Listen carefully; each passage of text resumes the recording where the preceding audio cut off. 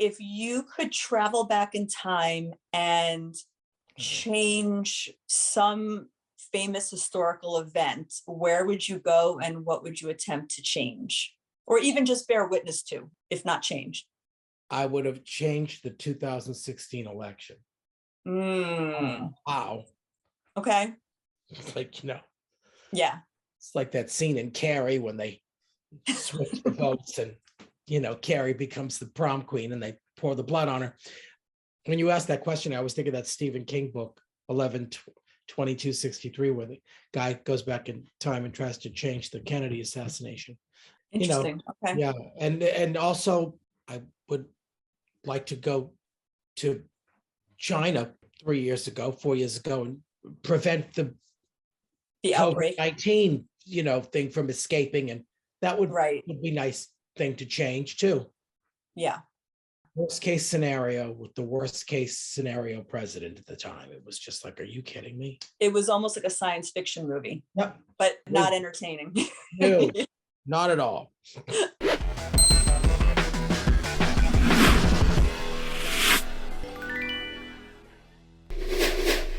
Your career has been going on now for over 30 years, right? It was stand-up comedy and then television and film. Yeah, I started doing stand-up professionally when I was 19, but really in New York when I was 23. As somebody in the LGBTQ plus community, what has the journey been like for you when you started out? I'm guessing, what was it, like the early 90s, late 80s when you started? Yep, mid to late 80s, yeah. To now, was it something that you had anxiety about way back then? My first time doing stand-up, I passed at the Improv, which was the big club. It's in LA, but there was the original one was in New York on 44th and 9th, and Silver Friedman and Bud Friedman were married. They got a divorce. Silver got the New York club and Bud got the LA club. So I passed at the Improv. I got back I was in LA for 9 months. I auditioned at the Comedy Store. I didn't pass. And probably because of the gayness of it all, because LA was just, I remember being told, don't tell anybody you're gay. And I was just like, what? Then as I went along, but Silver passed me right away at the Improv. And I passed at another club called Upstairs at Green Street, which was actually a music room. It was like every Saturday night, it was a singer. Jennifer Lewis used to sing there, and David Peaston and Lita Galloway, and like all of R&B and jazz singers. And it was like, and Joy Behar played there, and me and Ray Romano and all the comedians. Nice. So it was like singer, comedian. And for me, that was when I was at my most comfortable. I love following a singer because I'm a singer and I love music. And at the Improv, you followed comedian after comedian after comedian, or Catch a Rising Star, or this Comedy Cellar where I played there too. My first year and a half, I was like killing. And then all of a sudden this anxiety set in and I was just terrified all the time. And it was just scary. And I was doing mainstream comedy rooms. Once in a while, I did the Duplex or Don't Tell Mama, which were mixed kind of gay cabaret rooms. But my main stuff was at the Cellar, the Improv. And at the beginning, I certainly didn't say I was gay on stage, but I didn't lie. And I was doing impressions of women. So if you didn't know, you were an idiot.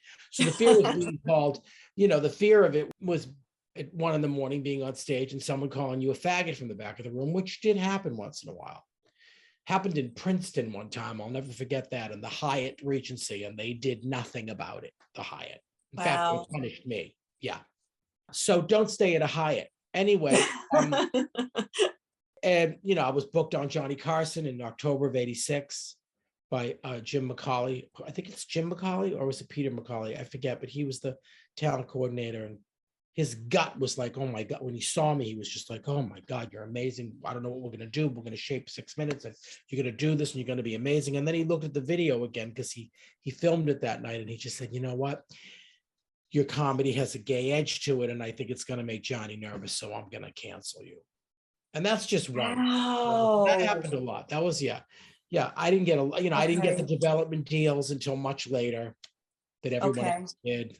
So did you feel like you had to almost do an impression of a straight man, like a heterosexual man, or you just I'm just going to be me? I was me. I did a straight character in my stand-up called Angelo, but I was me. I was doing Bette Davis and, Joan Crawford and Judy Garland. And so, I didn't care. I was doing Katharine Hepburn. I just kept doing what I did, but I had a lot of fear. I still have a lot of fear. you know. Really? Even now? God, yeah. Yeah. And I've got to do the Carlisle, April 16th through the 20th or the 21st. And yeah, I haven't done it in 2 years. I'm petrified. I don't have new material. So if you've seen it, don't come. But there's only 80 people at a time that fit in that room. I did it twice and I love that little room. It's beautiful and it's very chic. It's very expensive. I'm such a little elitist homosexual. But yeah. And then I was supposed to do it in April of 20, but it got canceled because of COVID. The business was not good. And it's still not great. You know, it's just But not. you don't feel like It's it's just such a relief now to be able to play, like even with Sex in the City and Just Like That, you're playing a gay man who's in relationships. You're able to just kind of represent something that wasn't really represented on TV and film, No. even just like what, 20 years ago? No, it wasn't. Like, It's gay history on TV. yeah, in the making, right? Willie Garson and I are gay history on TV. I'm gay in real life, so it's really gay history on TV because I'm not gay. Willie Garson. No, gay. Billy was straight, and he has an adopted son named Nathan. You know, who he just loved. He was the greatest father. He loved him so much. Yeah. So, but you know what? You know, it's like Jesse, Tyler, Ferguson, and Eric. Eric's straight, and and Jesse's gay. So that's okay. You know, interesting. I'd like to see more. Of course, if I had the choice, I'd be like, I'd like a gay man to play a gay man. You know, right? I'm not gonna go shut the movie down if they don't. But you know, it's interesting that you say that because you hear about other communities getting kind of up in arms. Like, for example, when Jennifer Lopez played a Mexican Tejano singer and they said, well, why couldn't you find a Mexican actress? And Jimmy Kahn played, you know, Sonny Corleone, and he's Jewish. And Jews play Italians and Italian play. I'm Jewish, you're Italian. We're kind of interchangeable. It's very interchangeable. You know, I can't play a Puerto Rican, but I certainly look it. I mean, Lin-Manuel Miranda could be my brother. I mean, unfortunately, you know, people come after you now. And look, this is the thing. If it's an independent film or a television show or a low budget film, yes, I think a gay person should play a gay person. I think a trans person should play a trans person. I think all of that. But if it's a major motion picture from Warner Brothers or 20th Century Fox, or you're not going to get that movie done unless you have a movie star. It's just the way it is. It has always been that way. And that makes sense because sometimes you have to give something to get something. It's Hollywood. They're not going to do it any other way because where's the openly gay movie star, actor, leading man? Where is he?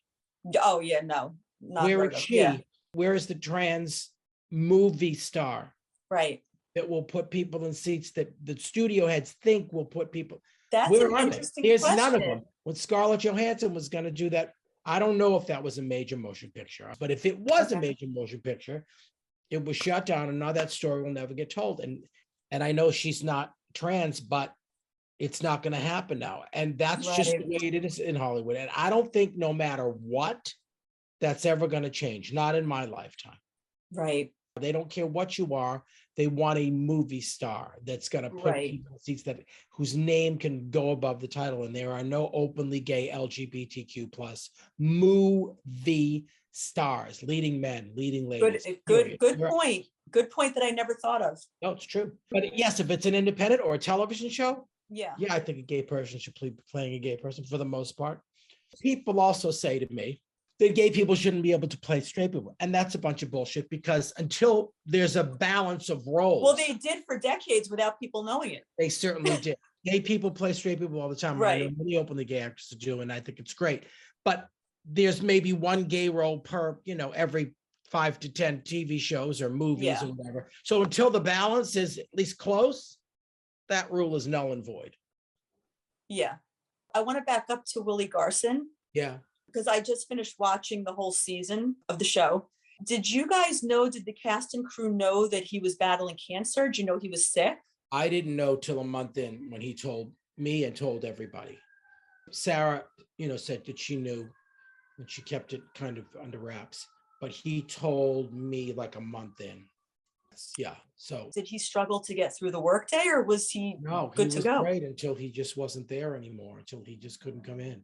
You would have never known it. The energy, his stories, he's a raconteur, he's hilarious and he's brilliant. And you unfortunately never got to see what our marriage was going to be, which was going to be a very interesting, Right. fun, funny, crazy thing. You know, it was basically two people that argue and fight and have a very turbulent relationship, yet they can't live without each other. Right. And you got to see a little bit of that, which was nice. Yeah. But is that what happened with the plot line? It was like he just started calling in and saying, I'm sorry, I'm too Well, sick. he told I them can't. that, you know, at one point he just couldn't come back. Wow. So I guess they had to rewrite. Oh God, yeah, everything. there was one thing that was rewritten like that morning. Wow. They didn't know the first time, and then they just rewrote, and they had no choice. Yeah. What I found kind of interesting is, and I don't want to get anybody's name wrong, so I'm just going to make sure. When I first started watching the show, I didn't know what was going to happen in the absence of the Samantha character. Yeah. But what I think is so cool is that they didn't try to like plug in another Samantha-esque character. They brought in all of these really amazing women that brought such different points of view and stories into the show. Yeah. So it wasn't like replacing somebody. You were adding all this color into the show. Yes, I think that was really smart. And I felt like one of them. You know, I got to sit down with them at a table twice, and I got to be that voice too. So that was nice. And now, you know, I've been put into Carrie's life as her friend. Right. You know, I said I married him 11 years ago in the movie. So we've been friends for 11 years.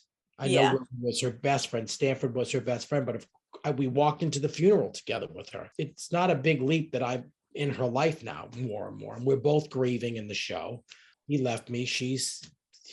Biggs passed away. So, you know, so now I'm in her life heavily, and I'm still in Charlotte's life heavily. So I feel so happy that I love working with Sarah a lot more this year. She seems like she just is like all heart. Like she's got this huge warm heart. Is that what she's like? Oh yeah. Yeah. She's a mom. She takes care of you. Yeah. Aww. And she even said, I remember one of our first scenes, she said, Michael Patrick King told me that she said, you know, that scene with me and Mario, she went, I like that. So I got her blessing, and Michael, I think, was thinking that too. So it just kind of, I love working with her. I think and I remember turning to her, the scene that I had to tell her that Stanford was divorcing me. And I remember sitting there, and I just looked at her and I went, you do this with such ease. First of all, I think she's better than ever. She's always been great, but she is at the top of her game. It is magnificent what she's doing in this. I agree. I just said please. I agree. Ridiculous. I actually like this. I don't know if this is a popular opinion. I like this incarnation even better than Sex and the City for some reason. I don't know why. Everyone has their different opinion. Everyone's married to this thing, married to the original one. You know, and I always go, you come and write it better. You fix it. I think the writing is brilliant, hands down. So too. I think so too. And I just said to her, you do this with such ease. And she looked at me like I was crazy. She was like, oh God, I feel so uncomfortable. And and every actor feels that they're not doing it. People think I'm the most confident, but I can just be so funny and quip off this line. You know, it's turmoil inside, pain, insecurity. And did I do that? I'm always with Michael. Did I get that? You know, I would always leave that set, especially during Sex and the City, those 4 seasons I did and the 2 movies. I left, every time I left the set, I didn't think that they got it or I got it. Really? I would have to call him. He's like, do you think I would let you go? Leave the set if I didn't get it? I'm like, and then I would watch it and be like, oh, he did get it. I did it all right. So, and as far as just selfishly, the way he writes for me, Michael Patrick King, it's gold. Even if it's this 30 seconds, boom. And he knows me. I've known him since 1984 when I passed at the Improv. He was doing stand-up there. So I've known him for years. He knows my voice. What do you think Michael Patrick King understands about human relationships that makes the writing on this series so amazing? He's always been that way. He's just very observant, and he knows people. His instincts are sharp. Like myself, he's incredibly judgmental about people and things. And I'm not saying that in a bad way. I'm just like, I'll say not judgmental, but really insightful with judgment. Right. No, I get it. Observe it all, you know? Yeah. I get it. You've been on The View a lot over the years. I actually just had Debbie Matenopoulos. I just interviewed her the other day. Yeah. And she was like, oh my God, he was like a regular co-host. He was there all the time. And for people who don't know, because so many people over the years, from Rosie O'Donnell to Elizabeth Hasselbeck to now Whoopi Goldberg, I don't want to oversimplify it by saying stuck their foot in their mouth, but said things that then maybe they came to regret later. But what does it feel like being a panelist, being a co-host on The View, and feeling like you have to bring some kind of strong or subversive or outrageous opinion to kind of create those like water cooler moments? Yeah, well, that's why when I was doing it, I mean, I co-hosted a lot, but originally I did Joy Behar's Comedy Corner. And, you know, she just would kind of feed you, set your jokes up. And then I think one day I did it after the Golden Globes, just coincidentally, and I just went off about the awards. And Bill Getty, who was one of my biggest champions, was like, let's do segments about awards. Let's do after the day after awards segments. We did one night. They did an Oscar special, and I had to watch the Oscars that night, and then we did it that night. So that was really fun. You really can't do that anymore. You can't say shit anymore. Right. Anything. They come after. I wouldn't want that job. I would never do it. Right. They, you know, Joy has stuck her foot in her mouth. Whoopi is one of my closest friends. I adore her, and Joy is. And we're comedians. And I didn't see the thing with what we said, but I know she's not an anti-Semite. Right. Period. Yeah. She's got a heart of gold. She stands up for everything, you know? I don't understand this world anymore. And that's why I don't really want to do stand-up that much anymore, because you can't. I was never a political comedian anyway. You certainly know where I stand politically, but, you know, I never, you know, I wouldn't want that job. And at the time, you know, people ask me, were you really being considered? No, it was great press for me. I ran with it, but it's a woman's show. It's all women. And that's the way it, Barbara wanted it. And that's the way Whoopi wanted it. But if you're going to have a forum like that, I think that it should be constructed in such a way where if somebody says something that doesn't take certain historical context into consideration, that's where somebody else should say, hey, you know what? Let me explain this to you. Let's have a conversation. Let's have a conversation. Right. And I think that that's where we're missing something, where if somebody says something and it's like, well, wait a second, she's not taking something into consideration, or maybe she doesn't know about X, Y, and Z. Let's have a conversation. Let's explain it. And let's use it as a teachable moment. Yes, absolutely. Yeah. Look, you know, this cancel culture has ruined entertainment and the world and comedy.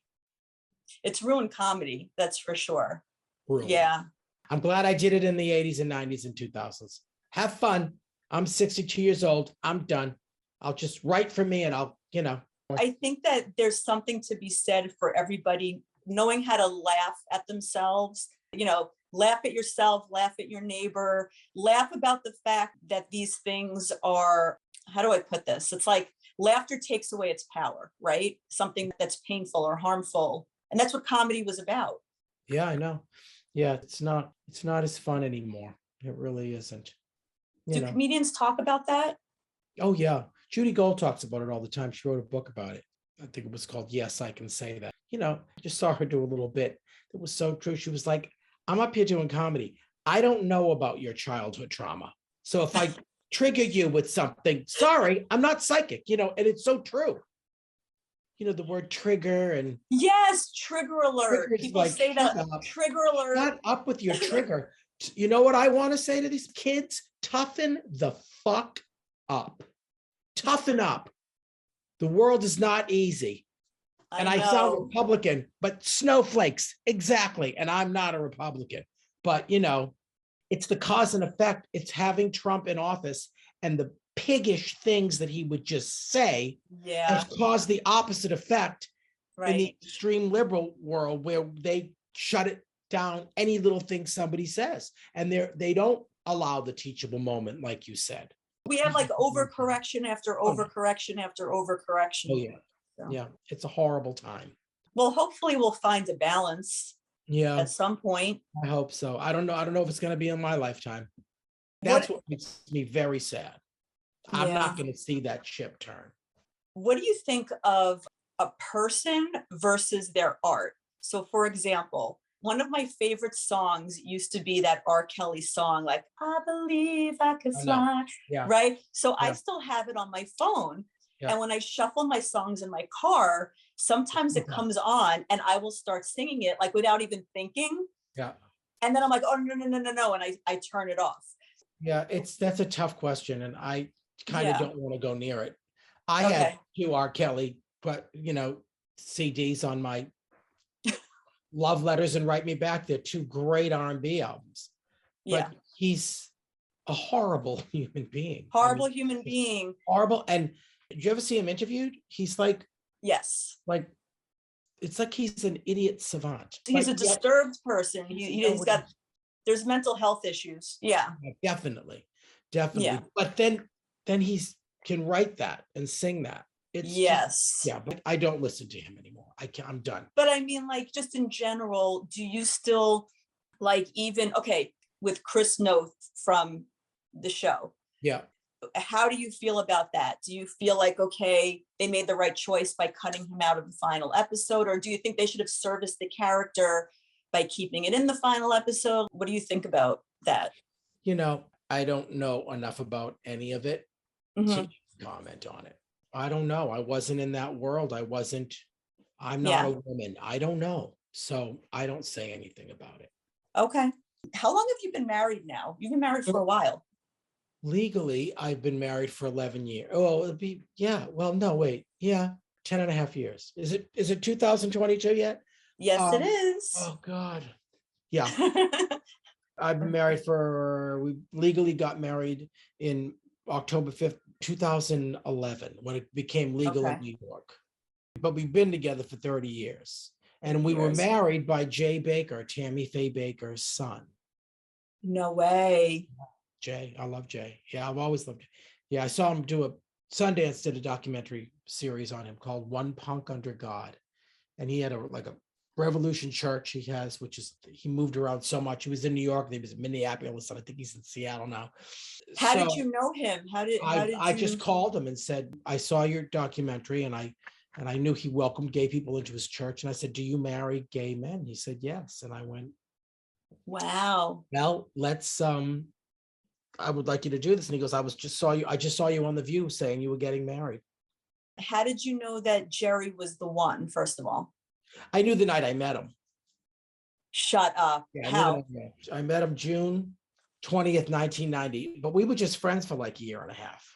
Okay. We're not serious. And then I went to LA in like July of like 91. And then when I came back in October, he started coming around again. And then we spent some time together. And then we moved in together March 1st, 1992. I knew right away. I could just tell by talking to him. He was so handsome, but he was so smart. And he's a stubborn son of a bitch sometimes, but he's very fair. And he pulls no punches. He'll tell you, if he doesn't like you, you'll know it. That's where he's like my father. Because when my father didn't like somebody, he was like, I'm kind of like that too, though. But I'm like that too. Jerry meets someone the first time, he's pulled back. You have to kind of go to him. And then you see the difference once he gets to know you and really likes you. But yeah, he's just a good guy. He's got my back. And what did marriage do for you as a couple that being a couple didn't? It felt different. It was like, okay, this is legal now and this is it. I'll tell you, when I was younger, like 10 years in, even, I wouldn't have married him. Not because I didn't love him, but because we're not having kids. Why are we getting married? But then you get older together and you're like, legally, this needs to be done. We need the benefits, the whole thing, being sick, being able to be with each other.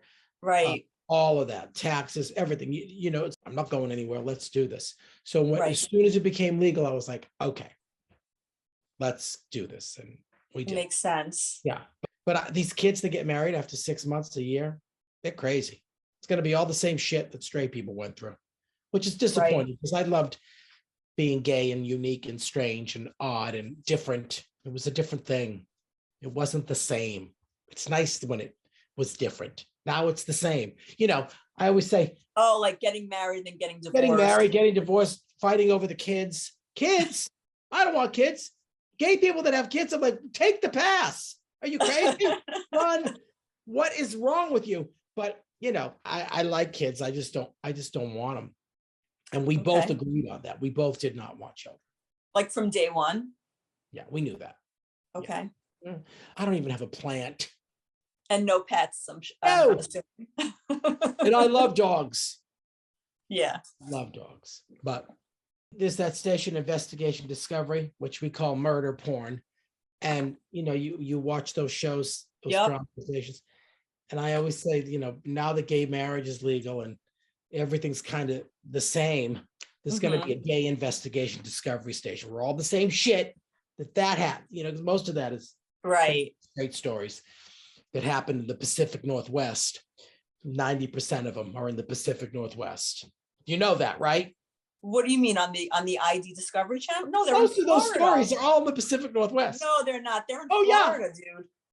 All the weirdos come here to Florida. Yeah, but no, the Pacific Northwest, like Washington, Oregon. Oh yeah. Okay. Yeah, I see where you're going with but that. But Florida too, yeah. Florida too. But not in like the Jewish southeast part of Florida where I am. No.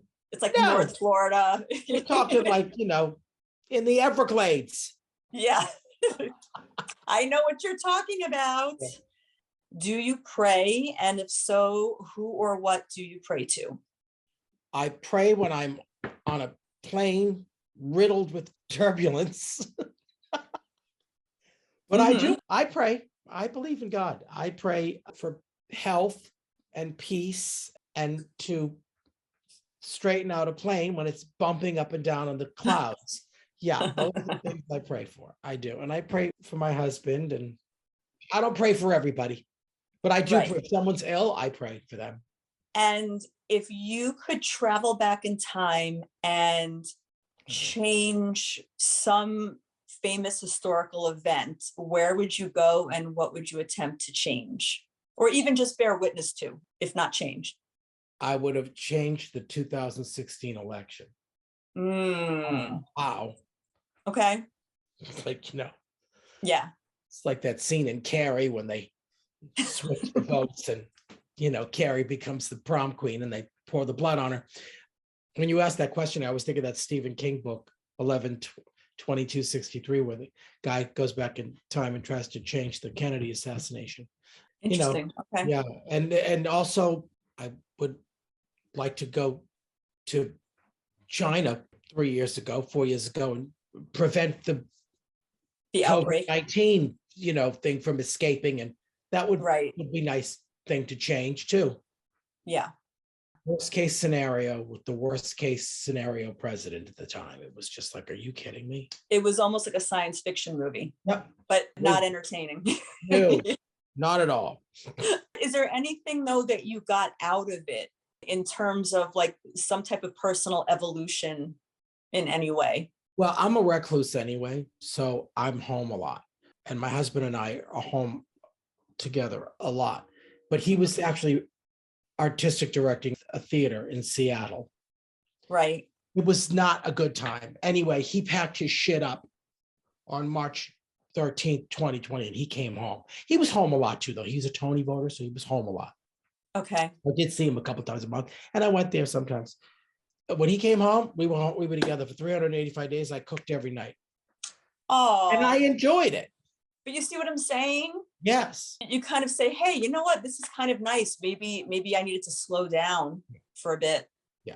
What do you think of people on social media saying that, and just like that was trying too hard to be woke with a lot of the characters, the storylines and all of that? Well, I think they had to diversify it. They absolutely had to do that. And whether you think they went overboard with it or not, you got to figure it out the first year.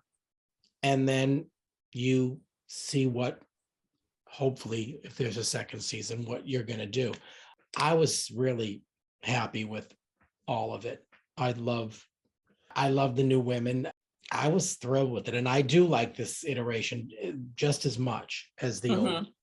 And I like the maturity of it. And just selfishly, I love the maturity of Anthony. I love that he's kind of, he's still caustic and abrupt and honest, but he's evolved. Yeah. The fact that he's Yeah. not messing around with this hot fellas at work. My favorite, by the way, my favorite thing of all time was the day mitzvah Yeah, and the party at the end. it's great. It's Very funny. I love that. I really did. I mean, I love the little rainbow yarmulkes. The Were rainbow. fantastic. I kept mine. I loved it. Yeah. What do you think you came into this life as Mario Cantone to learn? And what do you think you came here to teach? I feel like I came here to just entertain. I really do. I'm not a teacher. Who the fuck am I to teach anybody anything? And at this point in life, it's hard to teach anybody anything because people are very stuck in their ways, and it's all a very knee-jerk reaction to canceling, and it's all that stuff. So how do you unteach that? How do you teach people to, like you said, have that moment where it's a teachable moment? People resist teachable moments. But I came into this world to entertain and hopefully make people forget about that stuff sometimes. That's what I feel like. I don't feel like a prophet or a philosopher. I'm filled with rage and I'm filled with joy. It's pretty okay. Interesting. You made a comment before about a second season. Do you know if there's going to be a second season, or you don't know yet? As my mother would say, I'm always the last to know. Okay. I don't know, but I certainly hope so because it deserves it. Yeah, me too. I think Michael Patrick King did a magnificent job. I think everybody in it is phenomenal. I think the writing's gorgeous, and I think we made a big splash. There's love, there's hate, there's beauty, there's ugliness, there's so much surrounding it. And I read everything. I read it all. Really? I'm like, come on. Oh, yeah. Bring it. I'm also lucky that 90% of the stuff that I read about me is good. So yeah, that makes it easy on me. Thank God. But I'm also not, You're not really like a lightning rod for controversy or anything like that. I don't think. I'm not kidding. I like my place in the show. I love what I have. I love the way I'm written. It's a big responsibility, those ladies carrying the show and the stuff they have to deal with. And they're brilliant. And they're amazing to work with, all three of them. And the new ladies, I just had dinner with Sarita the other night, Sarita Chowdhury, who I kind of have a crush on her. She's beautiful. Beautiful woman. And we agree on a lot of things. We are she came over and she brought me a cloudy, unfiltered orange wine. I was like, how do you know that that's what I drink? Wow. And she's like unbelievable. Nicole over here one night.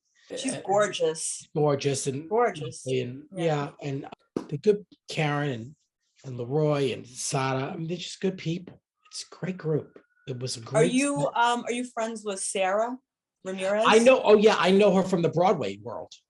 Oh, cool. Okay. So, years ago, Sada and I, when 9/11 happened, there was a little theater downtown, and it was this headed by this woman named, I think her name is Carol Feynman.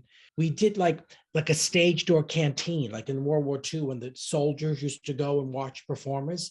We performed there. It was Colin Quinn, me, Sada, a bunch of singers and comedians would perform in this little theater. And these workers that were cleaning up the World Trade Center would come in their dusty boots and their dusty work clothes and sit and watch a show.